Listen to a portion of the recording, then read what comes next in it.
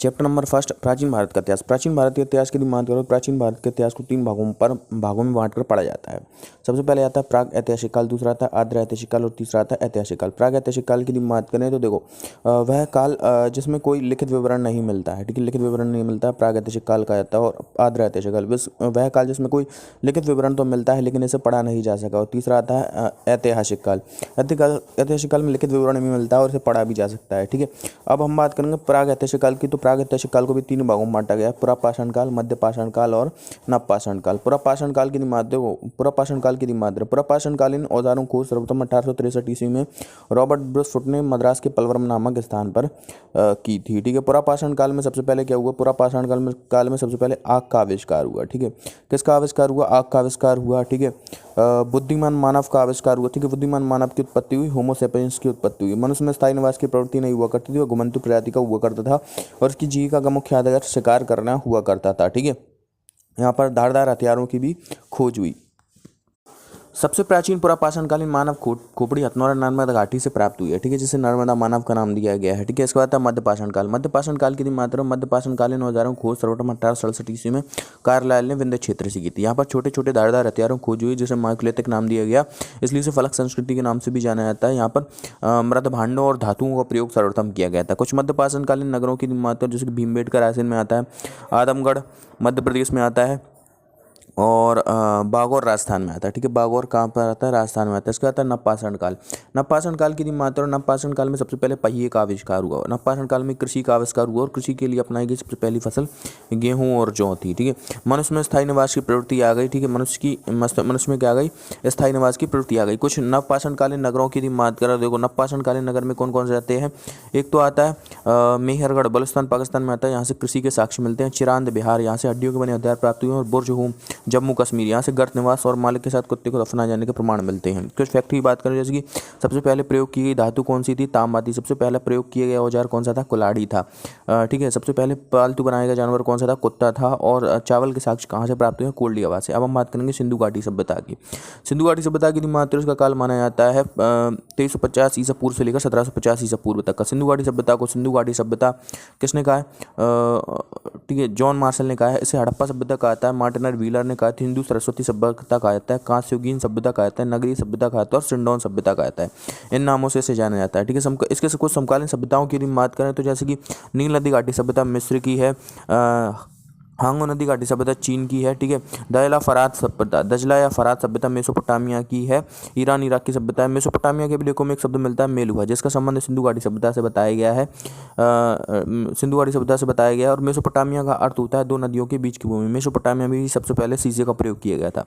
सबसे प्राचीन सभ्यता सुमेरियन सभ्यता है, जबकि विश्व की सबसे ज़्यादा विस्तृत सभ्यता सिंधु घाटी सभ्यता है, जिसका आकार त्रिभुजाकार है। हड़प्पा में मोजरों को विश्व साम्राज्य की जुड़वा राजधानी पिगट ने कहा, जबकि तीसरी राजधानी कालीबंगा को दशरथ शर्मा ने बताया है, ठीक है। इसके बाद हम बात करें खोज। इस सभ्यता के बारे में सबसे पहले जानकारी दी थी चार्ल्स मैसन ने। भारतीय पुरातत्व विभाग का जनक अलेक्जेंडर कनिंघम को माना जाता है। इसका महानिरीक्षक हुआ करता था जॉन मार्शल। जॉन मार्शल के अंडर 2 व्यक्ति काम करते थे, एक का नाम था राखलदास बनर्जी और दूसरे का नाम था दयाराम साहनी। तो दयाराम साहनी ने 1921 ईस्वी में हड़प्पा की और 1922 ईस्वी में राखलदास बनर्जी ने मोहनजोदड़ो की खोज कर दी, ठीक है। लिपि की मात्र लिपि आंकी थी, भाव चित्रात्मक और शैली थी वुस्टो-फैडन शैली, जो कि दाईं से बाईं ओर फिर बाईं से दाईं ओर लिखी जाती थी, ठीक है। इसके बाद हम बात करें नगर नियोजन की। तो सिंधु घाटी सभ्यता के लोग की मात्र तो या द्रविड़ एवं भूमध्य सागरीय थे, या कहाँ के लोग थे, द्रविड़ एवं भूमध्य सागरीय लोग थे। और ये कैसी सभ्यता थी, मात्र सत्तात्मक सभ्यता थी और एक नगरीय सभ्यता थी। सिंधु घाटी सभ्यता के नगर जो थे वे 2 भागों में बटे होते थे, एक तो था पश्चिमी टीला और एक था पूर्वी टीला, ठीक है। पश्चिमी टीले में ध्रुवीकरण हुआ करता था, जबकि पूर्वी टीला गैर ध्रुवीकृत हुआ करता था। यहाँ के लोगों ने नगरों तथा घरों के विन्यास के लिए ग्रिड पद्धति का इस्तेमाल किया था। सड़कें 90 डिग्री के कोण पर काटती थी, ठीक है। यहाँ के घरों के दरवाजे मुख्य सड़कों की ओर न खुलकर पीछे की ओर खुला करते थे। ये यातायात के लिए 2 पहिया गाड़ी या 4 पहिया गाड़ी, भैंसा गाड़ी या बैलगाड़ी का इस्तेमाल किया करते थे। मनोरंजन की बात करें तो पशु पक्षियों को आपस में लड़ाना, चौपर या पासा खेलना, शिकार करना और मछलियां पकड़ना इनका मनोरंजन हुआ करता था। यह ऊनी व सूती दोनों प्रकार के वस्त्रों का इस्तेमाल किया करते थे। यह सभ्यता कपास के लिए फेमस थी और कपास को विदेशी सिंडोन कहा करते थे, इसलिए इसे सिंडोन सभ्यता भी कहा जाता है। उन्होंने तांबा और टिन को मिलाकर एक नई धातु बनाई जिसे कांसा कहा गया, इसलिए इसे कांस्ययुगीन सभ्यता भी कहा था। और यहाँ के लोग तलवार के बारे में नहीं जानते थे, ठीक है। आग में पकी हुई मिट्टी टेराकोटा कहलाती थी और तौल की इकाई जो हुआ करती थी वह 16 के अनुपात में हुआ करती थी। सिंधु घाटी सभ्यता के लोग मिठास के लिए शहद का इस्तेमाल किया करते थे। यहाँ की मुख्य फसल गेहूं एवं जौ हुआ करती थी। अब धार्मिक स्थिति की बात करें तो यहाँ से किसी प्रकार का कोई मंदिर पूजा और मूर्ति पूजा का प्रमाण देखने को नहीं मिलता है, लेकिन यहाँ से वृक्ष पूजा और वृक्ष में भी किसकी पीपल वृक्ष की पूजा की जाती है, और मातृ देवी की पूजा भूमि पूजा का प्रमाण यहाँ से मिलता है। ठीक है, यहाँ से मोहनजोदड़ो से एक शिवलिंग भी प्राप्त हुआ और मोहनजोदड़ो से एक मोहर भी प्राप्त हुई है, जिसमें पशुपतिनाथ की मोहर है, जिसमें 5 जानवर गैंडा, हाथी, भैंसा, चीता और हिरण बने हुए हैं। ठीक है, हिरण बने हुए हैं। कुड़ वाला सांड यहाँ के लोगों के लिए विशेष पूजनीय हुआ करता था। आर्थिक स्थिति की बात करें, सोने का व्यापार कर्नाटक, अफगानिस्तान, ईरान से, चांदी अफगानिस्तान ईरान से, तांबा खेती बलूचिस्तान ओमान से, लाजवर्त मेसोपोटामिया से, सीसा ईरान से और गोमेद सौराष्ट्र से व्यापार किया जाता था। ठीक है, पतन की मात्रा, पतन के कुछ महत्वपूर्ण कारण माने जाते हैं, जैसे कि बाढ़ को माना जाता है, जलवायु परिवर्तन को माना जाता है, लेकिन सबसे महत्वपूर्ण कारण माना जाता है आर्यों का आक्रमण, क्योंकि आर्यों का एक देवता हुआ करता था, इसका नाम था इंद्र, और इंद्र के लिए पुरंदर शब्द का प्रयोग किया गया, जिसका अर्थ होता है महलों का विनाश करने वाला। साथ ही मोहनजोदड़ो से एक जगह भी प्राप्त हुई है, जैसे कटे हुए शवों का प्रमाण देखने को मिला है, जिसे कहता था डेथ मैन लाइन। ठीक है, अब हम यहाँ के सिंधु घाटी सभ्यता के नगरों की बात करेंगे तो अफगानिस्तान से 2 प्रमुख नगर प्राप्त हुए हैं, सुरतगोई और मुंडीगाक। ठीक है, सुरतगोई से नहरों के प्रमाण देखने को मिले हैं। पाकिस्तान से 7 साइटें मिली हैं, 7 साइटें प्रमुख हैं, मतलब पहली तो है हड़प्पा की खोज 1921 ईस्वी में दयाराम साहनी ने की थी। ये रावी नदी के तट पर वर्तमान पाकिस्तान में स्थित है। हड़प्पा की मात्रा है तो देखो, हड़प्पा में सबों को किया जाता था, दफनाया जाता था। हड़प्पा में माउंट एबी नाम का किला और R37 नाम का एक कब्रिस्तान प्राप्त हुआ है। ठीक है, स्वास्थ्य चिन्ह हड़प्पा सभ्यता की देन है, जैसे सूर्योपासना का अनुमान लगाया गया है। ठीक है, सूर्योपासना का अनुमान लगाया गया है। इसके अलावा हड़प्पा से और क्या प्राप्त हुआ है, नृत्य करते हुए पुरुष का चित्र और उर्वरता की देवी का चित्र यहाँ से प्राप्त हुआ है। ठीक है, और एक ताम्रपत्र पर यहाँ पर एक सींग वाली पशु की मोहर भी देखने को मिली है। हड़प्पा को अर्ध औद्योगिक नगर की संज्ञा किसने दी है, पिग्गट ने दी है। इसका था मोहनजोदड़ो की खोज 1922 ईस्वी में राखलदास बैनर्जी ने की थी। ये सिंधु नदी के तट पर वर्तमान पाकिस्तान में आता है। मोहनजोदड़ो का शाब्दिक अर्थ होता है मृतकों का टीला। यहाँ पर शवों को क्या किया जाता था, जलाया जाता था। यहाँ पर क्या प्राप्त हुआ, यहाँ पर बृहत अन्नागार और बृहत स्नानागार प्राप्त हुआ। बृहत स्नानागार जो था वो एक धार्मिक कुंड हुआ करता था। ठीक है, यहाँ से नर्तकी कांस्य मूर्ति प्राप्त हुई है, और साथ ही यहाँ पर कूड़ वाले सांड का अंकन देखने को मिला। एक ताम्रपत्र पर कूड़ वाले सांड का अंकन देखने को मिला है। इसके अलावा यहाँ पर हम बात करें मोहनजोदड़ो की, तो मोहनजोदड़ो से और क्या मिला है, एक मोहर पर 3 मुख वाली देवता पशुपतिनाथ की मोहर प्राप्त हुई, जिसमें 5 जानवर गैंडा, हाथी, भैंसा, चीता और हिरण बने हुए हैं। इसके बाद हम बात करें चौहुंद्रो की खोज किसने की थी, गोपाल मजुमदार ने की थी। सिंधु नदी तट पर वर्तमान पाकिस्तान में आता है। यहाँ से लिपस्टिक, मन के बनाने के कारखाने, पाइपदार विस्तृत नालियाँ, कंघियाँ, काजल के डिब्बियाँ और ब्यूटी पार्लर प्राप्त हुआ है। सिंधु घाटी सभ्यता का एकमात्र नगर है जहाँ पर पश्चिमी टीला और पूर्वी टीला दोनों में दुर्घटना नहीं हुआ करता, जहाँ पर बिल्ली का पीछा करते हुए कुत्ते के प्रमाण देखने को मिले हैं। चौहुंद्रो के बाद आता है कोटतीजी की खोज किसने की थी, फजल अहमद ने की थी। सिंधु नदी तट पर वर्तमान पाकिस्तान में आता है। ठीक है, वर्तमान पाकिस्तान में आता है। इसका आता है सुतकांगडो, दास नदी किनारे, और स्टाइल और जॉर्ज डेल ने इसकी खोज की थी। बलूचिस्तान पाकिस्तान में यह आता है। और 2 क्षेत्र और आते हैं, बालाकोट और अलादीनो। बालाकोट की बात करें तो यहाँ से मोती और सीपियों के उद्योग प्राप्त हुए, और अलादीनो की बात करें तो क्षेत्रफल की दृष्टि से खोजा गया सबसे छोटा नगर है। अब हम आते हैं भारत में कौन कौन सी साइटें प्राप्त हुई। सबसे पहले हम बात करते हैं गुजरात। तो गुजरात से 3 साइटें हमें प्रमुख रूप से देखने को मिलती हैं, और ये 3 साइटें कौन कौन सी हैं, इन 3 साइटों की बात करें तो देखो, सबसे पहली साइट आती है लोथल की खोज किसने की थी, रंगनाथ राव ने। भोगवा नदी तट पर अहमदाबाद गुजरात में आता है। इसे लघु हड़प्पा या लघु मोहनजोदड़ो के नाम से भी जाना जाता है। यहाँ पर एक बंदरगाह हुआ करता है, इसका नाम था गोदीवाड़ा। सिंधु घाटी सभ्यता का एकमात्र नगर जिसमें घरों के दरवाजे मुख्य सड़कों की ओर खुला करते थे। ठीक है, इसके अलावा यहाँ पर हम बात करें, अनाज को पीसने वाली चक्की के साक्ष्य प्राप्त हुए हैं, तराजू के साक्ष्य प्राप्त हुए हैं। ठीक है, मन के बनाने कारखाने और एक सोने का हार भी प्राप्त हुआ है। इसके अलावा यहाँ से घोड़े के अस्थि पंजर भी मिले हैं। सुतकोदा और कालीबंगा से भी घोड़े के अस्थि पंजर मिले हैं। इसके अलावा यहाँ पर चावल के साक्ष्य भी मिले हैं। ठीक है, चावल के साक्ष्य भी मिले हैं। और क्या क्या मिला है, यहाँ से मालिक के साथ कुत्ते को दफनाए जाने के प्रमाण भी मिले हैं। इसके बाद था रंगपुर को रंगनाथ राव ने की थी। मादर नदी के तट पर गुजरात के काठियावाड़ जिले में स्थित है। यहाँ से अग्निकुंड एवं रंगाई कुंड के साक्ष्य प्राप्त हुए हैं। ठीक है, अग्निकुंड एवं रंगाई कुंड के साक्ष्य मिले हैं। इसके बाद अगला आता है धूलावीरा खोज रविंद्र सिंह बिश्न की थी। गुजरात के कच्छ किरण में यह आता है। ठीक है, धूलावीरा खोज रविंद्र सिंह बिश्न की थी, गुजरात के कच्छ किरण में आता है। धूलावीरा का शाब्दिक अर्थ होता है सफेद कुआं। यहाँ से कुएं के प्रमाण देखने को मिले हैं। यहाँ से जल को संरक्षित करके रखने के प्रमाण मिले हैं, और यहाँ से एक बृहत स्टेडियम भी प्राप्त किया गया है। ठीक है, और सिंधु घाटी सभ्यता का एकमात्र नगर, यहाँ पर नगर संरचना त्रिस्तरीय हुआ करती थी। इसके बाद था कालीबंगन राजस्थान में। ठीक है, कालीबंगन खोज बीवी लाल एवं बी के थापर ने की थी। घग्गर नदी के तट पर राजस्थान के हनुमानगढ़ जिले में आता है।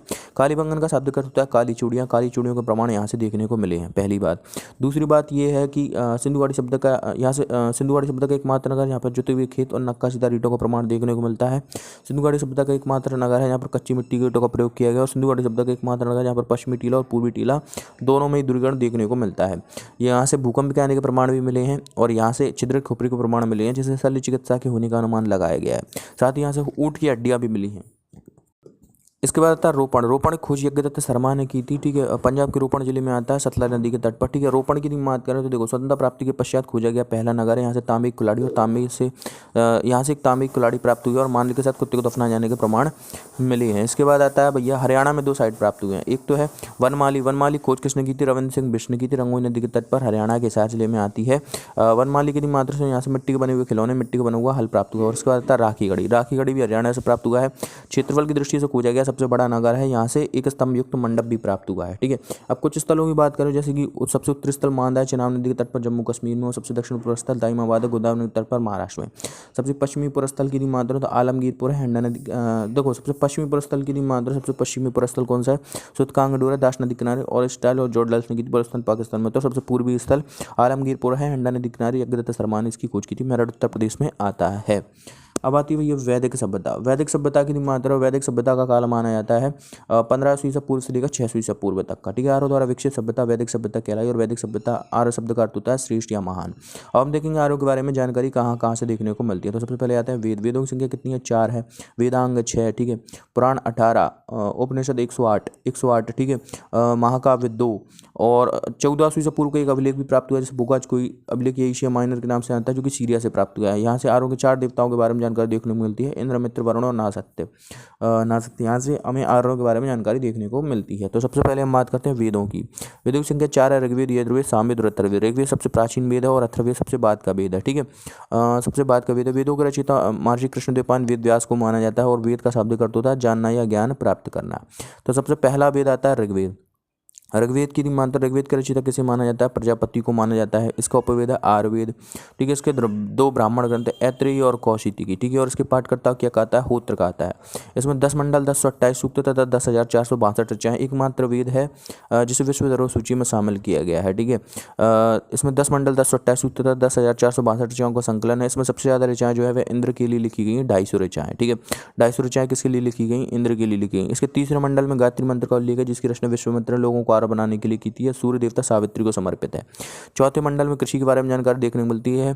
8वें मंडल के असली ऋचाओं को खुल कहा जाता है, और 9वें मंडल में देवता सोम के बारे में जानकारी देखने को मिलती है, ठीक है। 10वें मंडल में पुरुष सूक्त है, जिसमें परमपिता ब्रह्मा के मुख से ब्राह्मण, भुजाओं से क्षत्रिय, जांघों से वैश्य और पैर के नाखून से शूद्रों का उद्भव बताया गया है। ऋग्वेद से हमें आर्यों की राजनीतिक प्रणाली और वामन अवतार के 3 पगों का वर्णन देखने को मिलता है। ऋग्वेद में गंगा का उल्लेख 1 बार हुआ है, यमुना का उल्लेख 3 बार उल्लेख हुआ है। सर्वाधिक उल्लेख नदी सिंधु नदी और सर्वाधिक पवित्र नदी सरस्वती नदी को माना गया है, जिसके लिए नदित्मा, मादित्मा और देवित्मा शब्दों का इस्तेमाल किया गया है। यहाँ पर सवा का उल्लेख 8 बार, समिति का उल्लेख 9 बार देखने को मिला है, ठीक है। घोड़ा शब्द का प्रयोग 215 बार हुआ है। अदन्य शब्द का प्रयोग 176 बार हुआ है, और विदत समिति का उल्लेख 122 बार हुआ है। ऋग्वेद और यजुर्वेद का हिंदी में अनुवाद दयानंद सरस्वती के द्वारा करवाया गया था, और ऋग्वेद में दस्यु शब्द का प्रयोग अनार्य जाति के लिए किया गया है। तमसो मा ज्योतिर्गमय ऋग्वेद से लिया गया है। ऋग्वेद के बाद अगला वेद आता है यजुर्वेद। यजुर्वेद का रचयिता किसे माना जाता है? विश्वामित्र माना जाता है। यजुर्वेद का उपवेद है धनुर्वेद, ठीक है। और इसके 2 ब्राह्मण ग्रंथ तैत्रेयी और सतपथ, ठीक है। सतपथ ब्राह्मण की नहीं मानते हैं, तो इसमें स्त्री को पुरुष की अर्धांगिनी बताया गया है, और इसके पाठकर्ता को अदर्व्यू कहा जाता है। इसकी मात्रा यजुर्वेद की तो इसे गद्य पद वाला वेद कहा जाता है। यह कर्मकांड प्रधान वेद है। ये कैसा वेद है? कर्मकांड प्रधान वेद है। यजुर्वेद में यजुर शब्द का अर्थ होता है समर्पण। यजुर्वेद में यजुर शब्द का अर्थ होता है समर्पण, ठीक है। इसके बाद आता है ऋग्वेद, यजुर्वेद, सामवेद। सामवेद की मात्रा, सामवेद की रचना किसने की? महर्षि नारद ने की। इसका उपवेद क्या है? गंधर्व वेद। और उसके 3 ब्राह्मण ग्रंथ है। कौन कौन से हैं? पंचविश, षड्विश और जैमिनी, ठीक है। और इसके पाठकर्ता को उद्धात कहा जाता है। इसे भारतीय संगीत के जनक कहा जाता है। इसमें गाने वाले ऋचाओं का संकलन है। इसके बाद सबसे लास्ट का वेद आता है अथर्ववेद। अथर्ववेद का रचयिता किसे माना जाता है? ठीक है, अथर्ववेद का रचयिता कौन सा? विश्वकर्मा, ठीक है। इसका उपवेद क्या है? इसका उपवेद है शिल्पवेद, ठीक है। इसका उपवेद क्या है? शिल्पवेद है। इसका एक ब्राह्मण ग्रंथ है जिसका नाम है कौपत, और एकमात्र वेद है, इसका कोई भी पाठकर्ता नहीं है। इसे ब्रह्मवेद के नाम से भी जाना जाता है। ऐसे 20 खंडों या 20 भागों में विभाजित किया गया है, ठीक है, पहली बात। दूसरी बात ये है कि देखो, इसे 20 खंडों या 20 भागों में विभाजित किया गया। दूसरी बात ये है कि इसे जादू टोने वाला वेद कहता है। इसमें कन्याओं के जन्म की निंदा की गई है। इसमें स्वयं समिति को प्रजापति की 2 पुत्रियां बताया गया है। इसमें राज्यारोहण समारोह का विस्तृत वर्णन देखने को मिलता है। इसके बाद हम बात करते हैं पुराणों की मात्रा। पुराणों की संख्या 18 है। पुराणों के संग्रहकर्ता लोमहर्षण और उसके पुत्र उग्रश्या को माना जाता है। इनमें से केवल 5 पुराणों में राजा का वंशावली देखने को मिलती है और सबसे प्राचीन और प्रमाणित पुराण मत्स्य पुराण है। इसके बाद आते हैं उपनिषदों की संख्या 108 है। इसमें से एक उपनिषद आता है जिसे कहता है मुंडक उपनिषद। इसमें इससे ही सत्यमेव जयते लिया गया है। और महाकाव्य 2 आते हैं। दूसरा महाकाव्य महाभारत। महाभारत विश्व का सबसे बड़ा महाकाव्य। इसका प्राचीन नाम क्या था? जय संहिता। ठीक है, जय संहिता है। ठीक है, इसका प्राचीन नाम जय संहिता है। अब हम देखेंगे आर्यों की राजनीतिक स्थिति। आर्यों की सामाजिक स्थिति। आर्यों की सामाजिक स्थिति की बात करें तो ये मध्य एशिया के निवासी थे मैक्स मूलर के अनुसार। ठीक है, मैक्स मूलर के अनुसार ये सभ्यता कैसी थी? पितृसत्तात्मक सभ्यता थी और ग्रामीण सभ्यता थी। ठीक है, ग्रामीण सभ्यता थी। आर्यों की बात करें तो देखो, आर्यों का मुख्य मनोरंजन क्या हुआ करता था? रथ दौड़, घुड़दौड़, दूध कीड़ा और संगीत हुआ करता था। ठीक है, दूध कीड़ा और संगीत हुआ करता था। ये वाश, दिवास और उष्ण इस प्रकार की वस्तुओं का प्रयोग किया करते थे। अंदर पहनने वाले वस्तुओं को ये नीबी कहा करते थे। ठीक है, नीबी कहा करते थे। इनका मुख्य पेय पदार्थ सोमरस था, जो कि हिमालय पर्वत, मुंजवत पर्वत से प्राप्त किया जाता था। ठीक है, प्राप्त किया जाता था। यहाँ पर 2 प्रकार मुद्रा प्रचलन में थी, निष्क और शतमान। लेकिन यहाँ पर विशेषकर वस्तु में प्रणाली प्रचलन में थी और लेन देन वस्तु के रूप में गाय का इस्तेमाल किया जाता था। गाय को यहाँ प्राधान्य कहा जाता था, जिसका अर्थ होता है ना मारे जाने योग्य पशु और मारने पर मृत्युदंड और देश निकाले जैसे प्रावधान किए गए थे। यहाँ पर युद्ध का नेतृत्व राजा ही किया करता था। राजा के लिए युद्ध के लिए गविष्ट शब्द का प्रयोग किया गया, जिसका अर्थ होता है ना मारे जाने, गविष्ट शब्द का जिसका अर्थ होता है गायों की खोज करना। गायों की खोज करना। ठीक है, जीवन भर अविवाहित रहने वाली महिलाओं को अमाजू कहा जाता था। अमाजू कहा जाता था।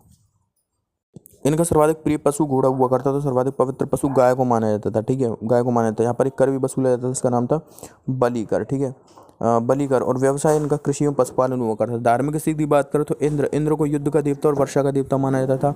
अग्नि की बात करें तो देवता और मनुष्य के मध्यस्थता करने वाला देवता हुआ करता था। ठीक है, वरुण की बात करें तो उनको दिन रात करता, ऋतु परिवर्तन करता, पृथ्वी और सूर्य का निर्माता, सत्य का देवता माना जाता था। ठीक है, घो को आकाश का देवता माना जाता था। अश्विन को विपत्तियों करने वाला देवता, सोम को वनस्पति का देवता कहा जाता था, उषा को प्रकृति में उत्थान का देवता, पूषण को पशुओं का देवता कहा जाता था। ठीक है, इसके बाद हम बात करें तो देखो, विष्णु विश्व के संरक्षक एवं पालक हुआ करते थे। मारुति आंधी तूफान का देवता हुआ करता था। ठीक है, राजनैतिक दृष्टि की बात करें तो आरोग्य मंत्रिपरिषद को रत्नी कहा जाता था, जिसमें राजा सहित 12 रत्नी हुआ करते थे। ठीक है, रथकार को सूत कहा जाता था। राजा का मित्र पालागल राजा की पत्नी महिषी कहलाता था। ठीक है, राजा की पत्नी महिषी द्रुपतिपुरम कहता था। लेखाधिकारी को अक्षवाप कहता था। विदत समिति, रक्षा समिति हुआ करती थी। वन अधिकारी को गोविकृत कहा जाता था। जनता की गतिविधि को देखने वाला गुप्तचर स्पष्ट कहलाता था। गोचर भूमि का अधिकारी को वाजपति कहा जाता था। अपराधियों को पकड़ने का कार्य उग्र करता था। ठीक है, और व्यापार के लिए दूर दूर तक जाने वाले व्यक्ति को क्या कहता था? बैंकनोट कहा जाता था। ऋण देकर ब्याज लेने वाले व्यापार के लिए दूर दूर तक जाने वाले व्यक्ति को पणी कहा जाता था और ऋण देकर ब्याज लेने वाले व्यक्ति को बैंकनोट कहा जाता था। कर एकत्र करने वाले को भागदूत कहा जाता था। ठीक है, अब वैदिक सभ्यता को 2 भागों में बांटा गया। एक तो पूर्व वैदिक काल और दूसरा है उत्तर वैदिक काल। पूर्व वैदिक काल को ऋग्वैदिक काल के नाम से भी जाना जाता है, क्योंकि यहाँ पर ऋग्वेद की रचना हुई, और उत्तर वैदिक काल में यजुर्वेद, सामवेद और अथर्ववेद और महाकाव्यों की रचना हुई। पूर्व वैदिक काल का काल माना जाता है 1500 ईसा पूर्व से लेकर 1000 ईसा पूर्व तक का, और उत्तर वैदिक काल का काल माना जाता है 1000 ईसा पूर्व से लेकर 600 ईसा पूर्व तक का। ठीक है, 600 ईसा पूर्व तक का। ठीक है, पूर्व वैदिक काल की बात करें तो देखो, पूर्व वैदिक काल में सबसे पहले आर्य सत्यसेन प्रदेश यानी कि पंजाब और अफगानिस्तान में आकर बसे थे। उत्तर वैदिक काल में द्वाब, गंगा यमुना के बीच की भूमि में आकर बस गए थे। पूर्व वैदिक काल में बात करें तो प्रमुख देवता इंद्र हुआ करता था। उत्तर वैदिक काल में प्रजापति हुआ था। पूर्व वैदिक काल में लोगों को तांबे के बारे में जानकारी थी, जिसे लोहे ताश कहा जाता था। उत्तर वैदिक काल में इन्हें लोहे के बारे में जानकारी हुई, जिसे श्याम अयस कहा जाता था। पूर्व वैदिक काल में राजा का पद वंशानुगत नहीं हुआ करता था, इसकी नियुक्ति के लिए स्वयं समिति हुआ करती थी। जबकि उत्तर वैदिक काल में राजा का पद वंशानुगत हो गया, इसकी नियुक्ति के लिए राज्य सूर्य यज्ञ करवाए जाने लगे और सभा समिति का प्रभाव कम हो गया। पूर्व वैदिक काल में महिलाओं को सभाओं में भाग लेने का अधिकार था, जबकि उत्तर वैदिक काल में महिलाओं को सभाओं में भाग लेने का अधिकार नहीं था। समिति का प्रमुख ईशान कहलाता था। ठीक है, पूर्व वैदिक काल में महिलाओं और शूद्रों को शिक्षा का अधिकार था, जबकि उत्तर वैदिक काल में महिलाओं और शूद्रों को शिक्षा का अधिकार नहीं था। पूर्व वैदिक काल की मात्र पर्दा प्रथा, वेश्यावृत्ति और बाल विवाह प्रचलन में नहीं था। उत्तर वैदिक काल में पर्दा प्रथा, बाल विवाह और वेश्यावृत्ति प्रचलन में आ गया। पूर्व वैदिक काल में जो वर्ण व्यवस्था थी वह कर्म आधारित हुआ करती, जबकि उत्तर वैदिक काल में वर्ण व्यवस्था जन्म आधारित हो गई। पूर्व वैदिक काल में जन, विश्व, ग्राम, कुल हुआ करते, जन का प्रमुख राजन, विश्व का विश्वपति, ग्राम का ग्रामीणी और कुल का कल्प कहलाता था। उत्तर वैदिक काल में जन से मिलकर जनपद बन गया, जिसका प्रमुख सम्राट कहलाता था। ठीक है, उत्तर वैदिक काल में सबसे पहले पक्की ईंटों का प्रयोग कौशाम्बी इलाहाबाद में किया गया था। ठीक है, उत्तर वैदिक काल में गोत्र नामक संस्था की उत्पत्ति हुई। उत्तर वैदिक काल में ही सबसे पहले राष्ट्र शब्द का प्रयोग किया गया। अब कुछ ऋग्वेदिक कालीन नदियाँ आती, जैसे कि क्रुप का कुर्रम, झेलम का वितस्ता, व्यास का विपाशा, घग्गर का त्रिशतधी, गंडक का सदानीरा, गोमल का गोमती, चिनाब का अश्किनी, रावी का परशनी और सतलज का शतद्री हुआ करता था। ठीक है, उत्तर का राजा विराट, दक्षिण का राजा भोज, पश्चिम का राजा सौराष्ट्र और पूर्व का राजा सम्राट कहलाता था। मध्य का राजा ही कहा जाता था। इसके बाद आता है जैन धर्म, बौद्ध धर्म। बौद्ध धर्म की बात करें, बौद्ध धर्म का संस्थापक गौतम बुद्ध को माना जाता है। इन्हें एशिया का ज्योतिपुंज कहा जाता है। इनके जन्म की बात करें, इनका जन्म 563 ईसा पूर्व में कपिलवस्तु की लुम्बिनी नामक वन में हुआ था। इनके पिता का नाम था सुद्धोधन, जो कि शाक्य गणराज्य के मुखिया थे। इनकी माता का नाम था माया देवी और इनकी सौतेली माता थी गौतमी। इनकी पत्नी का नाम था यशोधरा और पुत्र का नाम था राहुल। इनके जन्म पर 2 ब्राह्मण थे, एक का नाम था कालदेव और एक का नाम था कौंडिन्य। कालदेव ने कहा कि यह चक्रवर्ती सम्राट बनेगा, सन्यासी बनेगा, जबकि कौंडिन्य ने कहा कि यह केवल सन्यासी ही बनेगा। इनके बचपन का नाम क्या था? इनके बचपन का नाम था सिद्धार्थ। इनके घोड़े का नाम था कंतक और इनके सारथी का नाम था चंद्र। एक दिन इनके साथ ये कपिलवस्तु की सैर पर निकले तो इन्हें यहाँ पर 4 चीज़ें मिली: बूढ़ा व्यक्ति, बीमार व्यक्ति, सन्यासी और सब। तो इन सभी दुखों से व्यतीत होकर उन्होंने सांसारिक दुखों से व्यतीत होकर गृह त्याग कर दिया 29 वर्ष की अवस्था में। 29 वर्ष की अवस्था में जिसे बौद्ध धर्म में क्या कहा गया? महाविनिष्क्रमण कहा गया, जो कि गौतम बुद्ध से संबंधित पहली घटना थी। ठीक है, पहली घटना थी, महाविनिष्क्रमण कहा गया। इनके प्रथम गुरु अलार कलाम हुए, जिनसे उन्होंने सांख्य दर्शन की शिक्षा ली, और दूसरे हुए रुद्रक राम पौत्र। ठीक है, अब 6 वर्षों के कठिन तपस्या पश्चात 35 वर्ष की आयु में निरंजना फल्गु नदी के तट पर पीपल वृक्ष के नीचे इन्हें ज्ञान की प्राप्ति हुई। तभी से बौद्ध और तथा वैशाख पूर्णिमा के दिन मध्यरात्रि को इन्हें ज्ञान की प्राप्ति हुई। तभी से 49 दिनों के बाद इन्हें ज्ञान की प्राप्ति हुई। तभी से बौद्ध और तथागत कहलाया और वह स्थान बोध गया कहलाया। वह स्थान क्या कहलाया? बोध गया कहलाता है, बोध गया कहलाया। ठीक है, जिसे इस घटना को क्या कहा गया? संबोधि कहा गया, जो कि बौद्ध धर्म से संबंधित दूसरी घटना थी। ज्ञान प्राप्ति के पश्चात उन्होंने अष्टांगिक मार्ग, मध्यम मार्ग की खोज की और उन्होंने अपना पहला उपदेश सारनाथ, जिसका प्राचीन नाम क्या था? ऋषिपत्तनम, यहाँ पर 5 ब्राह्मणों को अपना पहला उपदेश दिया, जिसे बौद्ध धर्मों में क्या कहा गया? धर्म चक्र प्रवर्तन कहा गया, जो कि तीसरी घटना थी। इनके उपदेशों की भाषा पाली हुआ करती थी। उन्होंने अपने सर्वाधिक उपदेश श्रावस्ती में दिए हैं। इन्होंने अपने प्रिय शिष्यानंद के कहने पर महिलाओं को भी बौद्ध संघ में प्रवेश दिया और बौद्ध संघ में प्रवेश पाने वाली पहली महिला इनकी सौतेली माता गौतमी थी। उन्होंने अपना अंतिम उपदेश कुशीनगर में सुभदत्त को दिया था। इनकी मृत्यु 483 ईसा पूर्व में कुशीनगर वर्तमान देवरी उत्तर प्रदेश में हो गई, मल्लों के शासनकाल में। मल्लों ने इनका अंत्येष्टि संस्कार करवाया और उनके शरीर के अवशेषों को 8 भागों में बांटकर 8 स्तूपों का निर्माण करवाया था। 80 वर्ष की अवस्था में इनकी मृत्यु हुई थी। इनकी मृत्यु के पश्चात प्रथम बौद्ध संगति 483 ईसा पूर्व में राजगृह में महाकश्यप की अध्यक्षता में और अजातशत्रु के शासनकाल में। ठीक है, अजातशत्रु के शासनकाल में। ठीक है, द्वितीय बौद्ध संगति 383 से पूर्व में वैशाली में कालाशोक के शासनकाल में सवाकामी की अध्यक्षता में। तृतीय बौद्ध संगति 251 ईसा पूर्व में पाटलिपुत्र में अशोक के शासनकाल में मुगलिपुत्र तिस्त की अध्यक्षता में। और चतुर्थ बौद्ध संगति 78 ईस्वी में कनिष्क के शासनकाल में अशोकेश्वर अशोक की अध्यक्षता में कुंडलवन कश्मीर में हुई थी। बौद्ध धर्म में ईश्वर की मान्यता नहीं थी, बौद्ध धर्म में आत्मा की भी मान्यता नहीं थी, लेकिन बौद्ध धर्म में पुनर्जन्म की मान्यता थी। ठीक है, बुद्ध के पूर्व में जन्म से संबंधित कहानियां जातक में वर्णित हैं और अनित्यवाद का संबंध बौद्ध धर्म से है।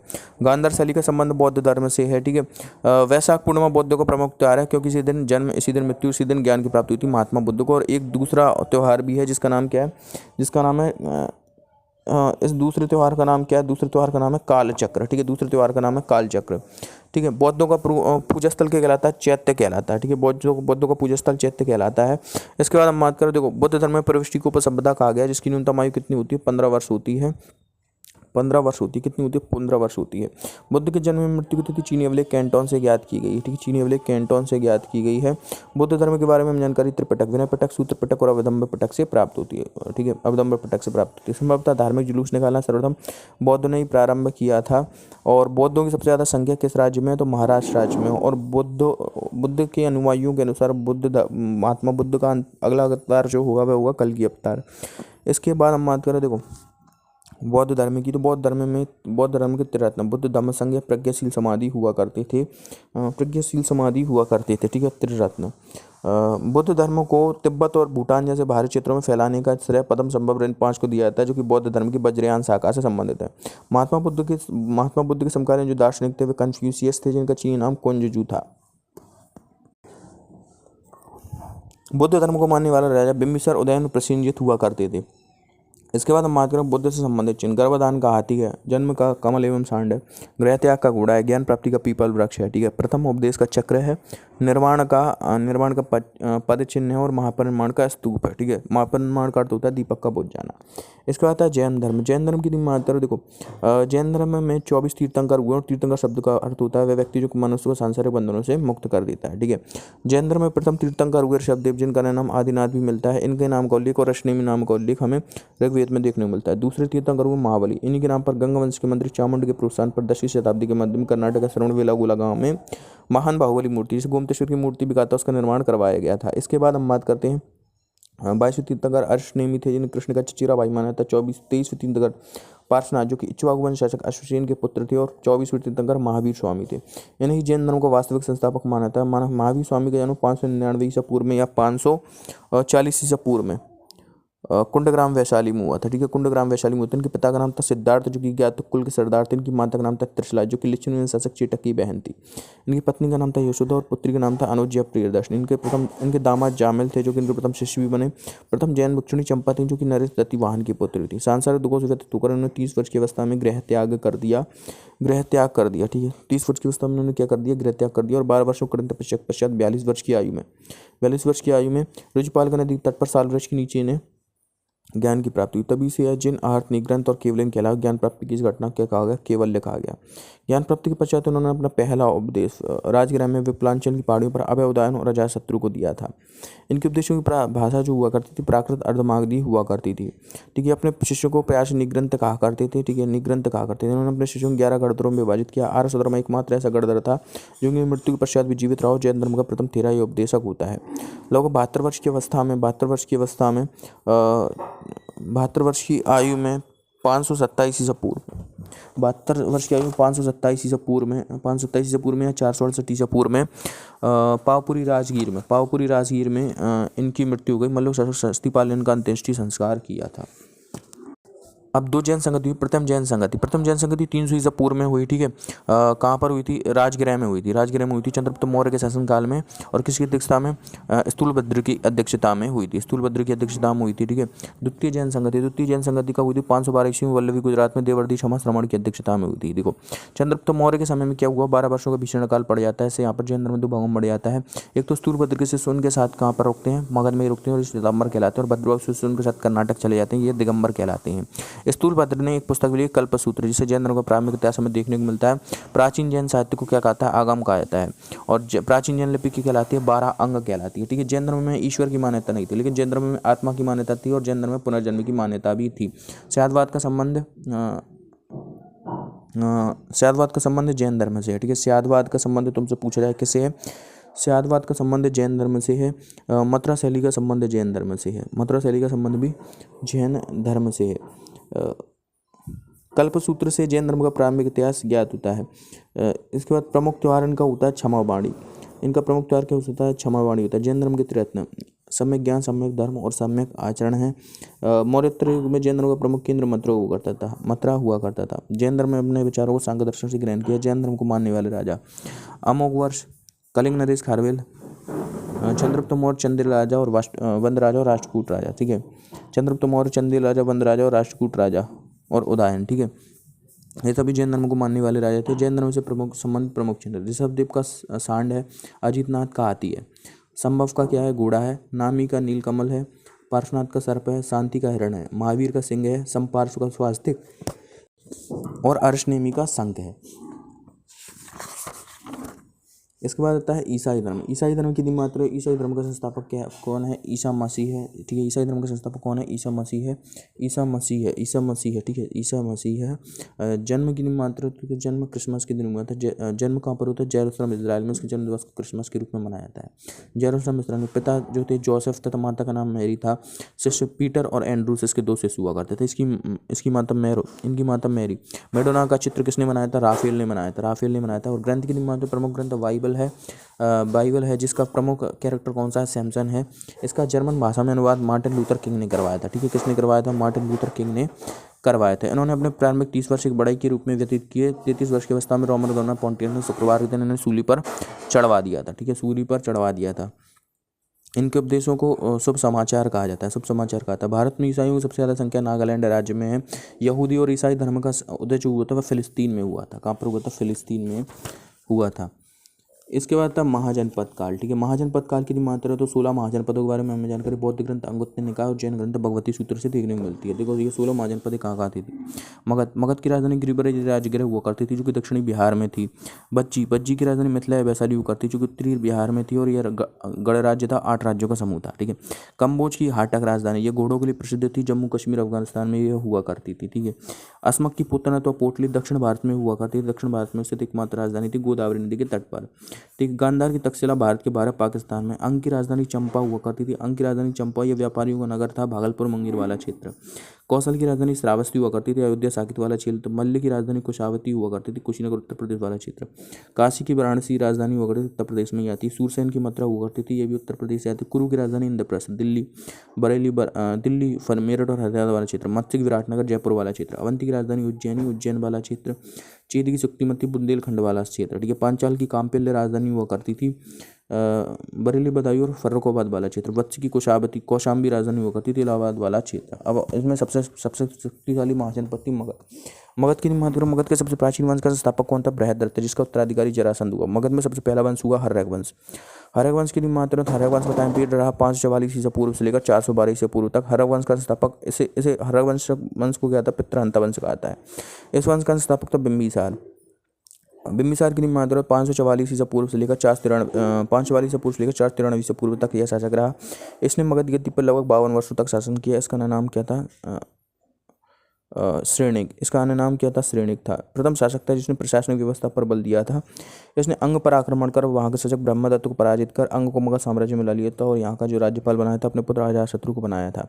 इसने कौशल नरेश की पुत्री महाकौशला देवी और ठीक है लिच्छुवन शासक चेटक की बहन चेटक की पुत्री महाचेलना देवी से विवाह किया। ठीक है, चेलना देवी से विवाह किया था। ठीक है, चेलना देवी से विवाह किया था।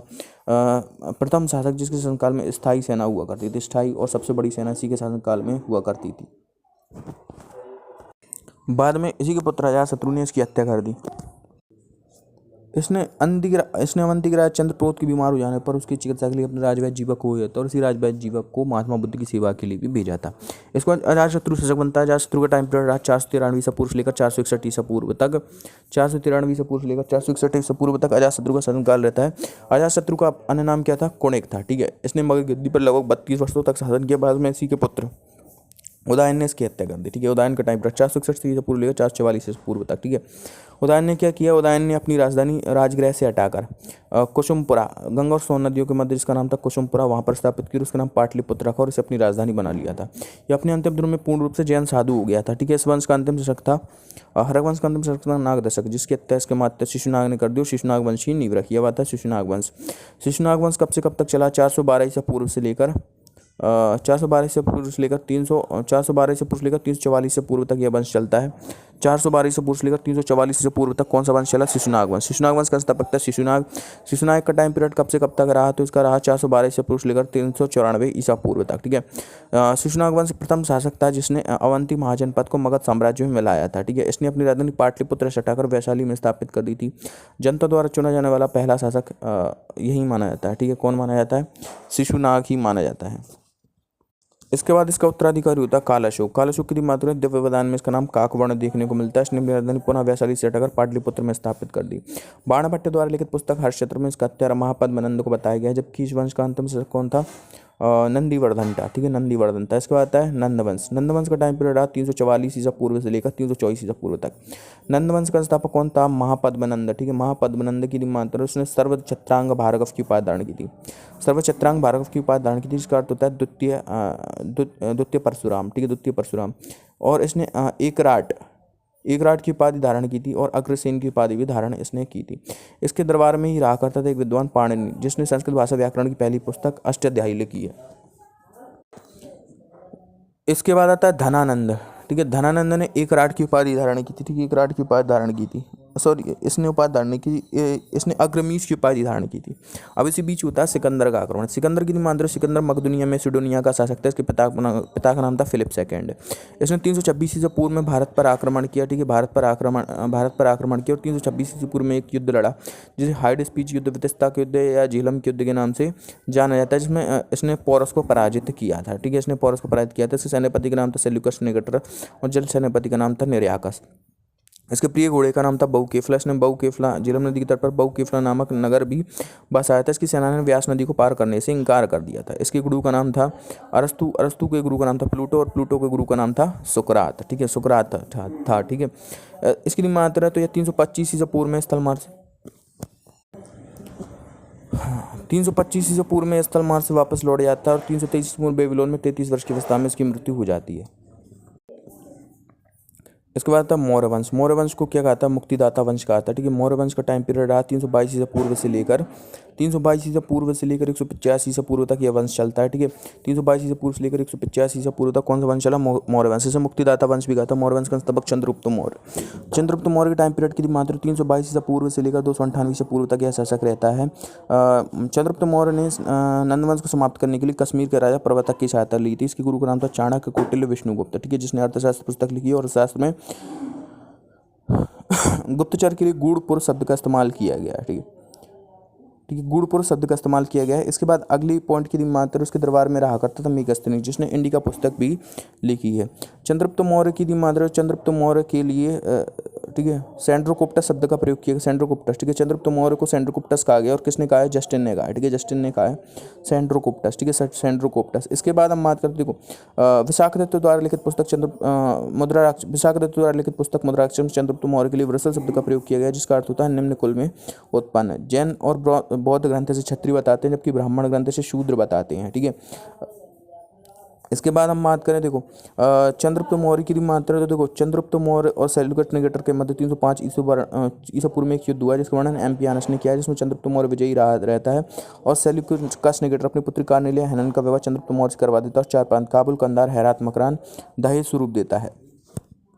चंद्रगुप्त मौर्य की मात्र से प्रथम ऐतिहासिक सम्राट माना जाता है और इसे भारत का राष्ट्रीय सम्राट भी माना जाता है। सबसे पहले बिक्री कर लगाने वाला शासक कौन है? चंद्रगुप्त मौर्य ही है।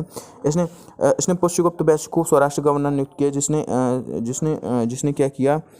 जिसने स्वराष्ट्र में सुदर्शन झील का निर्माण करवाया था। यह 25 वर्ष की आयु में गद्दी पर बैठा था। चंद्रगुप्त मौर्य की मात्र बाद में यह अपने अंतिम दिनों में जैन धर्म अपना लेता है और जैन धर्म की शिक्षा यह भद्रबाहु से लेता है। ठीक है, अब 298 ईसा पूर्व में कर्नाटक के श्रवणबेलागोला गांव में संलेखना संथारा विधि द्वारा उपवास के दौरान इसकी मृत्यु हो जाती है। ठीक है, इसकी मृत्यु हो जाती है। इसके बाद अगला जो शासक बनता है वह बनता है बिंदुसार। बिंदुसार इसी का उत्तराधिकारी था। ठीक है, बिंदुसार का टाइम पीरियड रहा 298 ईसा पूर्व से लेकर 273 ईसा पूर्व तक। ठीक है, इसकी माँ का नाम था दुर्धरा। ठीक है, इसकी माँ का नाम क्या था? इसकी माँ का नाम था दुर्धरा। ये अजीवक संप्रदाय का अनुयायी था और अजीवक संप्रदाय का संस्थापक कौन था? मखल्ली गोशाल था। ठीक है, मखल्ली गोशाल था। ठीक है, बिंदुसार के शासनकाल को मौर्य वंश का शांति काल कहा था। बस तक्षशिला में 2 विद्रोह थे, एक को दबाने के लिए इसने सुसीम को और दूसरे को दबाने के लिए इसने अपने पुत्र अशोक को भेजा था। अशोक उस समय अवंती का राज्यपाल हुआ करता था। बौद्ध विद्वान तारानाथ ने इसे 16 राज्यों को विजेता बताया है। इसने सीरियन नरेश एंटियोकस प्रथम से कुछ सूखे अंजीर, मदरा और एक दार्शनिक बेचने के लिए कहा था। दार्शनिक रूप में इसके दरबार में डाइमेकस आया था। इसके बाद हम बात करें देखो जैन ग्रंथों में से सिंहसेन कहा गया है, वायु पुराण में से भद्रसार कहा गया है और यूनानी में से अमित्रोकैडीज कहा है। ठीक है, अमित्रोकैडीज या मित्रघात कहा है। इसके बाद अगला शासक बना अशोक। अशोक की बात करें तो ये 269 ईसा पूर्व में 4 वर्षों का उत्तराधिकार युद्ध लड़ने के पश्चात शासक बनता है और इसका टाइम पीरियड रहता है 269 ईसा पूर्व से लेकर 232 ईसा पूर्व तक। ठीक है, अशोक की बात करें तो अशोक को शासक बनने में सहायता किसने की थी? राधागुप्त ने, जिसे चाणक्य का उत्तराधिकारी माना जाता है। ठीक है, अब अशोक की बात करें तो शीली अनुसूति महावंश के अनुसार अपने 99 भाइयों की हत्या करके गद्दी पर बैठा था। अशोक के नाम इसे चंडाशोक, अशोक वर्धन, देवनाम प्रियदर्शी राजा। ठीक है, देवनाम प्रियदर्शी राजा रुम्मेदेई अभिलेख में कहा गया है। महाराज धीराज बहाबरू बैराट अभिलेख में कहा गया है। ठीक है, अशोक का नाम अशोक मास्की गुर्जर अभिलेख में देखने को मिलता है। ठीक है, मास्की अभिलेख आंध्र प्रदेश में और गुर्जर अभिलेख मध्य प्रदेश में स्थित है। ठीक है, अशोक की माँ का नाम क्या था? सुभद्रांगी था। ठीक है, अशोक की माता का नाम क्या था? सुभद्रांगी था। ठीक है, अशोक ने अपने शासनकाल के 8 वर्ष 261 ईसा पूर्व में कलिंग की राजधानी तोसली पर आक्रमण कर दिया और उस पर अपना अधिकार कर लेता है। इसके बाद इसका अर्थ परिवर्तित होता है और यह बौद्ध धर्म को अपना लेता है और बौद्ध धर्म की शिक्षा इसने किससे ली थी? उपगुप्त से ली थी। ठीक है, इसने जम्मू कश्मीर में श्रीनगर और नेपाल में ललित पाटन नामक नगर की भी स्थापना की थी। अशोक के शासनकाल में मिस्र के फिलाडेल्फस ने एक दार्शनिक भेजा था, इसका नाम था डायोनीशियस। ठीक है, डायोनीशियस। वायु पुराण के अनुसार इसका उत्तराधिकारी कुणाल हुआ। वायु पुराण के अनुसार इसका उत्तराधिकारी कुणाल होता है। ठीक है, अब मौर्य वंश का अंतिम शासक था ब्रह्मदत्त। ब्रह्मदत्त जिसकी हत्या इसके सेनापति पुष्यमित्र शुंग ने कर दी। शुंग वंश की ये नींव रखता है। ठीक है, शुंग वंश की नींव रखता है। अब हम देखेंगे अशोक के अभिलेख। अशोक के अभिलेखों की बात करें तो अशोक के 3 प्रकार। देखो, अशोक का अभिलेख खोज सबसे पहले किसने की थी? पादरी फेंटलर ने की थी। पादरी फेंटलर ने 1750 ईस्वी मौर्य से सबसे पहले पढ़ने में सफलता जो प्राप्त हुई थी वह जेम्स प्रीसेप को प्राप्त हुई थी। इसके 3 भाषाओं के अभिलेख प्राप्त हुए हैं, ब्राह्मी लिपि के, ठीक है, खरोष्टी लिपि के और ग्रीक एवं अरामाई के लिपि के। ठीक है, ब्राह्मी लिपि के भारत से प्राप्त हुए, खरोष्टी के लिपि के प्राप्त हुए हैं पाकिस्तान से, और ग्रीक अरामाई के लिपि के अफगानिस्तान से प्राप्त हुए हैं। ठीक है, 3 प्रकार के अभिलेख प्राप्त हुए हैं, स्तंभलेख, गुहालेख और शिलालेख। ठीक है, इसकी शिलालेखों की बात करें संख्या कितनी है? 14। इसके बाद पहले शिलालेख में पशुबलि की निंदा की गई और 13वें शिलालेख में कलिंग युद्ध का वर्णन मिलता है। इसके स्तंभलेखों की संख्या 7 है। दिल्ली टोपरा स्तंभलेख को टोपरा दिल्ली फिरोज शाह तुगलक लाया। दिल्ली मेरठ स्तंभलेख को मेरठ से दिल्ली फिरोज शाह तुगलक लाया। इसके बाद ठीक है, कौशाम्बी अभिलेख जिस रानी का अभिलेख या प्रयाग प्रशस्ति अभिलेख के नाम से जाना जाता है, इसे कौशाम्बी इलाहाबाद अकबर के द्वारा लाया गया था। लौरिया अरेराज, लौरिया नंदनगढ़ और रामपुर स्तंभलेख ये सभी कहाँ पर स्थित है? चंपारण बिहार में से। सबसे लंबा अभिलेख कौन सा है? 7वां है। और सबसे छोटा अभिलेख कौन सा है? रुम्मीदेही अभिलेख है। ठीक है, रुम्मीदेही अभिलेख है। ठीक है, इसके बाद हम मात्र गुहालेख। अशोक ने आजीविक संप्रदाय को रहने के लिए बराबर की पहाड़ियों पर 4 गुफाओं का निर्माण करवाया था, कर्ब, सुदामा, विश्व झोपड़ी और चौपार। और इसके पौत्र दशरथ ने भी आजीविक संप्रदाय को रहने के लिए नागार्जुन गुफा प्रदान की थी। चंद्रगुप्त मौर्य के समय में प्रांतों की संख्या 4 हुआ करती थी और अशोक के समय में यह बढ़कर 5 हो गई थी। ठीक है, उत्तरपथ की राजधानी तक्षशिला, दक्षिणपथ की राजधानी सुवर्णगिरी, मध्य प्रांत प्राची की राजधानी पाटलिपुत्र, अवंती की राजधानी उज्जैनी और कलिंग की राजधानी तोसली हुआ करती थी। कर की मात्रा यहाँ पर कर कौन सा वसूला जाता था? हिरण्य कर वसूला जाता था। मुद्रा यहाँ पर कौन सी मुद्रा प्रचलन में थी? पर्ण थी। ठीक है, पर्ण थी। और पंचमार्ग सिक्का मौर्य काल का सिक्का है। वन विभाग का अधिकारी आठविक कहलाता था यहाँ पर। ठीक है, इसको आता है शुंग वंश। शुंग वंश की मात्रा तो 185 ईसा पूर्व से लेकर 78 ईसा पूर्व तक शुंग वंश चला। शुंग वंश का संस्थापक पुष्यमित्र शुंग था। ये उज्जैन का निवासी ब्राह्मण था, इसलिए इसे ब्राह्मण वंश भी कहा जाता है। इसने अपनी राजधानी पाटलिपुत्र से हटाकर विदिशा में स्थापित कर दी थी और यह सम्राट की पद धारण करके नहीं बल्कि सेनापति की पद धारण करके गद्दी पर बैठा था। ठीक है, ये सेनापति के पास धारण कर गद्दी पर बैठा था। इसकी मात्र देखो, इसे वैदिक धर्म संस्कृति संरक्षक और बौद्ध स्तूपों का विनाशक एवं संहारक कहा जाता है, क्योंकि इसने अशोक द्वारा बनवाए गए 84,000 स्तूपों को नष्ट करवाया था। लेकिन इस 2 अपवाद देखने को मिलते हैं, तो सांची स्तूप और दूसरा है भरत स्तूप सतना। ठीक है, जिसके अवशेष कोलकाता संग्रहालय में रखे गए हैं वर्तमान में। ठीक है, ठीक है, इसने इंडो यूनान शासक मीनांडर और बैक्ट्रियन शासक डेमेट्रियस को भी पराजित किया था। ठीक है, पराजित किया था। इसके दरबार में पतंजलि रहा करता था। ठीक है, इसके दरबार में पतंजलि रहा करता था। ठीक है, कौन रहा करता था? पतंजलि रहा करता था। इसने 2 बार अश्वमेध यज्ञ करवाया। इसके बारे में इसके बारे में जानकारी अयोध्या अभिलेख से प्राप्त होती है। इसके बाद शुंग वंश का अंतिम शासक हुआ जिसका नाम था देवभूति, जिसकी हत्या वासुदेव ने कर दी और कर्ण वंश की नींव रखी। बात है कर्ण वंश की मात्रा तो कर्ण वंश चला है। कर्ण वंश कब से कब तक चला? 73 ईसा पूर्व से लेकर 30 ईसा पूर्व तक। कर्ण वंश का संस्थापक कौन सा?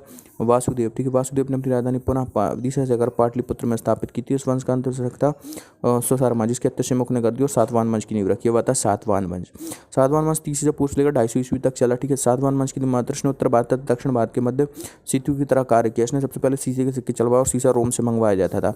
इसने सर्वप्रथम ब्राह्मणों को भूमि अनुदान देने की प्रथा का प्रारंभ भी किया। ठीक है, अब इसमें सबसे पहले आता है संस्थापक कौन? सिमुक। इनकी प्रारंभिक राजधानी श्रीकाकुलम हुआ करती थी। इसने अपनी राजधानी प्रतिष्ठान में स्थापित की। ठीक है, प्रतिष्ठान में स्थापित की। ठीक है, सबसे पहला महत्वपूर्ण शासक था सातकर्णी फर्स्ट की मात्र इसने कलिंग नरेश खारवेल को पराजित किया था। ठीक है, इसने कलिंग नरेश खारवेल को पराजित किया और इसने कौन सी उपाधि? दक्षिण पदपति, अप्रतिहत चक्र और प्रतिष्ठानपति। दक्षिण पदपति, अप्रतिहत चक्र और प्रतिष्ठानपति इसने उपाधियां धारण की थी। ठीक है, इसके बारे में हमें जानकारी कहाँ से प्राप्त होती है? नानाघाट अभिलेख से प्राप्त होती है। इसने 2 बार अश्वमेध और 1 बार राजसूय यज्ञ करवाए थे। इसके बारे में हमें जानकारी नानाघाट अभिलेख से प्राप्त होती है। इसके बाद अगला जो महत्वपूर्ण शासक होता है वह होता है हाल की मात्र तो हाल ने एक पुस्तक लिखी है जिसका नाम है गाथा सप्तमी। इसके दरबार में रहा करता है गुड़ादय ने बृहत कथा पुस्तक लिखी है। इसके सेनापति विजयनंद ने श्रीलंका पर आक्रमण किया था। ठीक है, इसके बाद सातकर्णी सेकंड। इसने अपना नाम अपनी माता गौतमी बोलश्री के नाम पर गौतमीपुत्र सातकर्णी रखा था। इसने शासक नाहवान को पराजित किया और त्रिसमुद्र तो पितवान की उपाधि धारण की। यह स्वयं को एकमात्र ब्राह्मण, स्वयं को अद्भुत ब्राह्मण, स्वयं को कृष्ण बलराम भीम अर्जुन का अवतार यह कहता था। ठीक है, कहता था। इसके बारे में हम जानकारी इसकी माँ गौतमी बलश्री द्वारा बनवाए गए नासिक अभिलेख से प्राप्त होती है। नासिक अभिलेख से प्राप्त होती है। इसके बाद है वशिष्ठपुत्र पुलवामी। वशिष्ठपुत्र पुलवामी की मानते हैं तो देखो इसने आंध्र प्रदेश की विजय प्राप्त की और आंध्र भोज, आंध्र राज्य और आंध्र सम्राट की उपाधि धारण की थी। शक शासक रुद्रदामन ने से 2 बार पराजित किया, लेकिन वैवाहिक संबंधों के चलते दोनों ही बार इसने जिंदा छोड़ दिया था। इसके सिक्कों पर हमें 2 पतवार वाली नावों का अंकन देखने को मिलता है। इसके बाद है यज्ञऋषि सातकर्णी। इसके सिक्कों पर हमें सिर्फ नावों का अंकन देखने को मिलता है। अब आते हैं यहाँ पर विदेशी आक्रमण। विदेशी आक्रमण प्राचीन भारत में कौन कौन से हुए? तो सबसे पहले आता है हिंदू यूनानी, फिर आते हैं शक, फिर आते हैं पहलवन और फिर आते हैं कुषाण। तो सबसे पहले हम बात करें हिंदू यूनानी शासकों के बारे में। देखो हिंदू यूनानी शासक जो थे वे 2 भागों में बट गए थे। एक तो थे यूक्रेटाइटिस वंश का संस्थापक यूक्रेटाइटिस था। इस वंश में एक शासक हुआ जिसका नाम था एंटियालकिड्स का ही दरबारी था जिसका नाम था हेलियोडोरस ने वैष्णव धर्म अपना लिया था और वासुदेव की उपाधि धारण की थी और विदिशा में जाकर यहाँ पर खम्भ बाबा जिसे गरुड़ स्तंभ कहा था उसका निर्माण करवाया, जो कि हमें मध्य भारत में भागवत धर्म के प्रचार प्रसार के बारे में जानकारी देता है। और दूसरा शासक था डेमेट्रियस से डेरियस फर्स्ट ने ही भारत पर पहला हिंदू यूनानी आक्रमण किया था और पंजाब और अफगानिस्तान के बड़े भूभाग पर अपना अधिकार कर लिया और शाकल को अपनी राजधानी बनाया। इसी वंश में एक शासक हुआ जिसका नाम था इंडो शासक मीनांडर की मानते हैं तो उसने बौद्ध धर्म को अपना लिया और बौद्ध धर्म की शिक्षा उसने नागसेन से ली थी, जिसके द्वारा लिखित पुस्तक का नाम है मिलिंद पन्नु। इसमें इसके द्वारा किए गए सवाल और इसके द्वारा दिए गए जवाबों का संकलन देखने को मिलता है। ठीक है। अब हम बात करें हिंदू यूनानी संबंधित कुछ फैक्टों के बारे में। तो देखो हिंदू यूनानी शासकों ने सबसे पहले सोने के सिक्के चलवाए थे। ठीक है, सबसे पहले सोने के सिक्के चलवाए। इन्होंने सर्वप्रथम सिक्कों पर लेख लिखने का कार्य भी प्रारंभ किया। ठीक है, और इन्होंने सबसे पहले पर्दे का प्रचलन किया जिसे यवनिका कहा गया और इन्होंने एक कला चलाई थी जिसका नाम था हेलेनिस्टिक आर्ट, जिसका ही उदाहरण है गांधार शैली। हिंदू यूनानी शासकों के सिक्कों के बारे में स्पष्ट रूप से कहा जा सकता है कि ये किस शासक के सिक्के हैं। कात्यायन की गार्गी संहिता एक ज्योतिष ग्रंथ है, फिर भी इससे हमें यवन आक्रमण के बारे में जानकारी देखने को मिलती है। इसके बाद है शक की मात्रा शक मुख्यतः मध्य एशिया के निवासी थे और भारत में ये शक मुख्यतः मध्य एशिया के निवासी थे और भारत में चारागाह की तलाश में आए थे। शकों का प्रथम शासक था मो। ठीक है, शकों का प्रथम शासक था मो। यह भारत में 5 शाखाओं में आकर बढ़ गए थे, जिसमें से सबसे महत्वपूर्ण और सबसे शक्तिशाली शासक थी पश्चिमोत्तर शाखा, क्योंकि यह समुद्री व्यापार से फली फूली। ठीक है। इसी शासक में एक शासक हुआ जिसका नाम था रुद्रदामन, जो कि शकों का सबसे प्रतापी और पराक्रमी शासक था। यह संस्कृत का प्रेमी था, तो उसने भारत का पहला संस्कृत का अभिलेख जैसे गिरनार अभिलेख, बीती स्तंभ लेख या जूनागढ़ अभिलेख कहा था उसका निर्माण करवाया और उसने मौर्य द्वारा बनवाई गई सुदर्शन झील का भी पुनरुद्धार करवाया था। ठीक है। शकों उज्जैन के एक स्थानीय राजा ने 57 ईसा पूर्व में शकों को बाहर की तरफ खड़ेद दिया और उन्हें पराजित कर दिया। ठीक है, और इसी के उपलक्ष्य में उसने 57 ईसा पूर्व में एक संवत भी चलवाया, जिस संवत को किस नाम से जाना जाता है? विक्रम संवत के नाम से जाना जाता है। ठीक है, विक्रम संवत और शक संवत में 136 वर्षों का अंतर है। ठीक है, और विक्रमादित्य की उपाधि धारणा की जो कितनी ज़्यादा लोकप्रिय हो गई कि इसकी संख्या 14 तक पहुँच गई। 14वां विक्रमादित्य हेमचंद्र था। शक शासक अपने आप को क्षत्रप कहा करते थे। इसके बाद था पहलवान, जिन्हें पार्थियाई भी कहा जाता है। ठीक है, इसका सबसे महत्वपूर्ण शासक था गोंडो फर्नेस की बात करें तो देखो इसके संकाल में ईसाई धर्म का प्रचार प्रसार करने के लिए सेंट थॉमस भारत आया था। इसके बारे में हमें जानकारी तख्ते वहीर अभिलेख से प्राप्त होती है। इसके बाद आता है कुषाण ये यूचियत व तोकरी कबीले के थे। ठीक है, कुषाण वंश का संस्थापक कौन था? कुजुल कडफिसेस। लेकिन भारत में यह वंश का संस्थापक नहीं था। भारत में इस वंश का संस्थापक था बिम्बकडफिसेस ने भारत पर पहला कुषाण आक्रमण किया और पंजाब अफगानिस्तान के बड़े भूभाग पर अपना अधिकार कर लिया और पुरस्पुर अथवा पेशावर को अपनी राजधानी बनाया। इसके सिक्कों पर हमें ये शैव धर्म का अनुयायी था। इसके सिक्कों पर हमें शिव नंदी और त्रिशूल का अंकन देखने को मिलता है। इसके बाद अगला शासक हुआ जिसका नाम था कनिष्क। कनिष्क की मात्रा तो कनिष्क 78 ईस्वी से लेकर 102 ईस्वी तक यह शासक रहा था। ठीक है, कनिष्क इसे द्वितीय अशोक के नाम से भी जाना जाता है क्योंकि इसने अंतर्राष्ट्रीय साम्राज्य की स्थापना की थी, क्योंकि इसने रेशम मार्ग पर अपना अधिकार कर लिया था। चीनों द्वारा से देवपुत्र की उपाधि दी गई थी। ठीक है, चीनों द्वारा से किसकी उपाधि दी गई थी? देवपुत्र की उपाधि दी गई थी।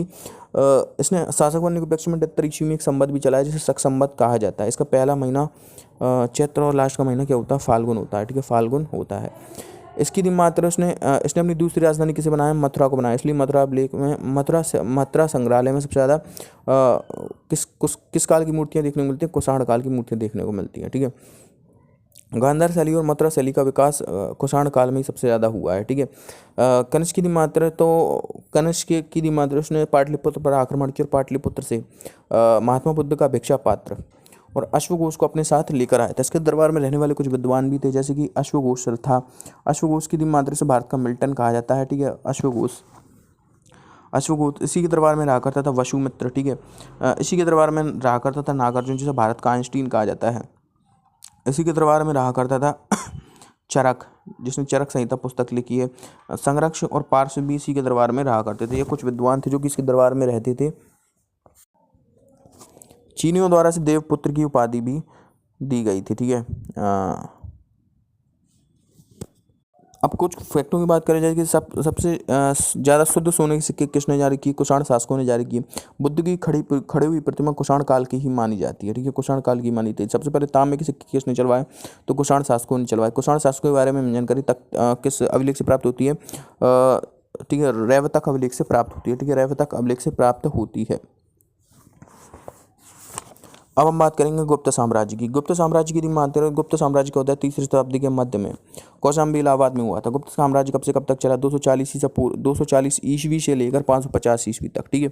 गुप्त वंश का संस्थापक कौन था? श्रीगुप्त। श्रीगुप्त का टाइम पीरियड 240 से लेकर 280 ईस्वी तक यह शासक रहा। महाराज की उपाधि धारण करने वाला पहला शासक था। ठीक है। इसका उत्तराधिकारी हुआ घटोत्कच। घटोत्कच की मानते हैं 280 से लेकर 319 ईस्वी तक यह शासक रहा। इसने भी महाराज की उपाधि धारण की। इसके बाद आता चंद्रगुप्त प्रथम, 319 से लेकर 335 ईस्वी तक यह शासक रहा। यह गुप्त वंश का प्रथम प्रतापी शासक था। ठीक है, इसे ही गुप्त वंश का वास्तविक संस्थापक भी माना जाता है। इसने महाराजाधिराज पद की उपाधि धारण की और महाराजाधिराज पद की उपाधि धारण करने वाला पहला शासक चंद्रगुप्त प्रथम ही था। इसने लक्ष्मणी वंश की राजकुमारी कुमार देवी से विवाह किया और चंद्रगुप्त कुमार देवी नाम के सिक्के चलवाए, जिसे लक्ष्मणी सिक्का या राजा रानी सिक्का भी कहा जाता था। इसके एक तरफ लिखा होता था लक्ष्मणी वंश। इसने शासक बनने के उपलक्ष्य में 319 ईस्वी में गुप्त संवत भी चलवाया था।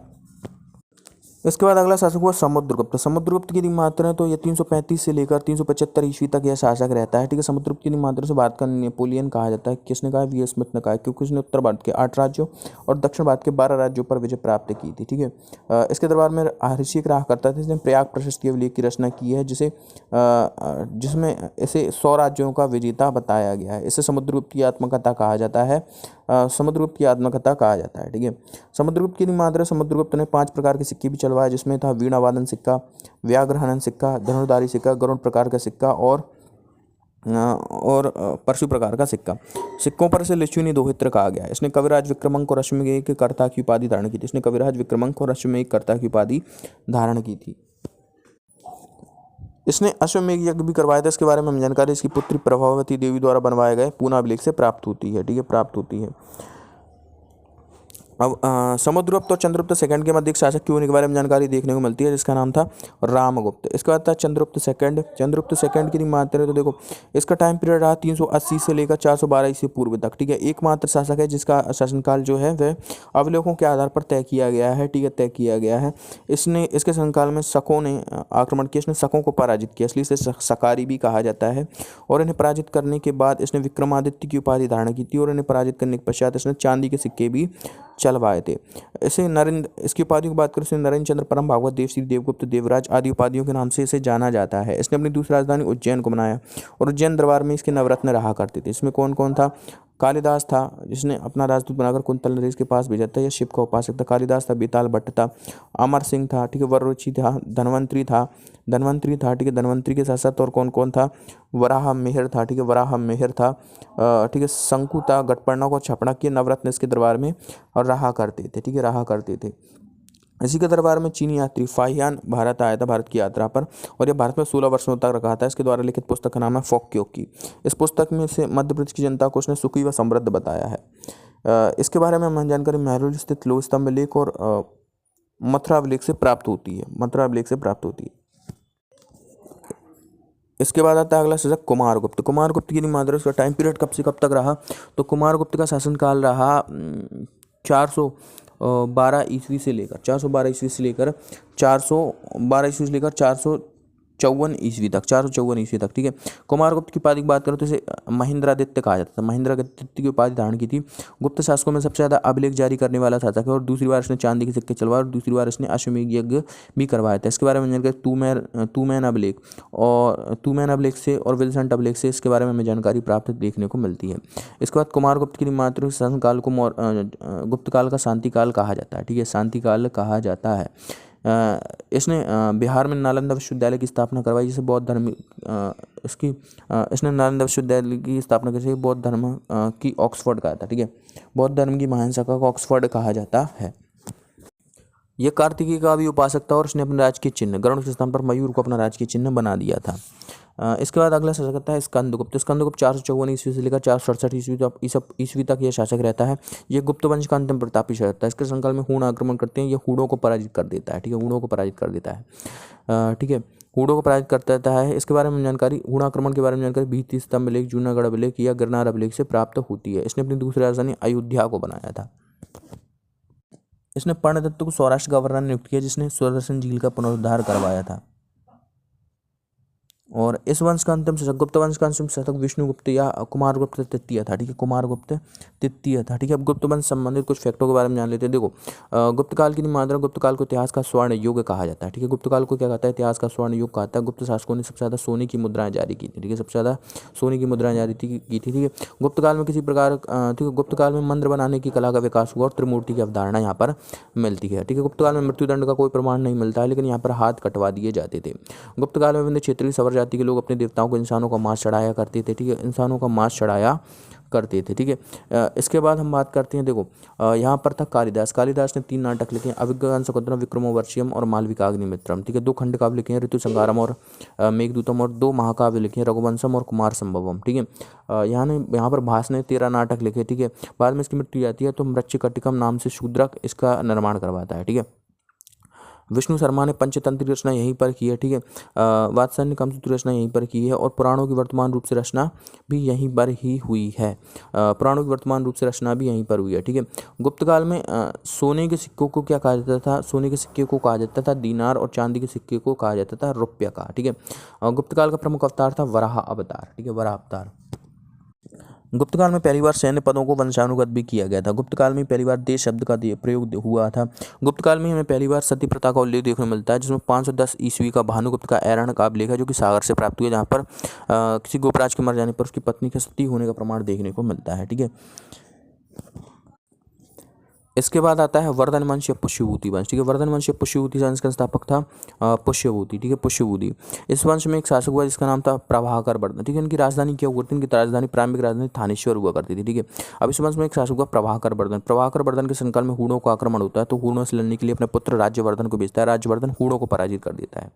तो प्रभाकर वर्धन कौन कौन सी उपाधि लेता है? परम भट्टारक, महाराजाधिराज और हूण हरिकेसरी। ठीक है, हूण हरिकेसरी।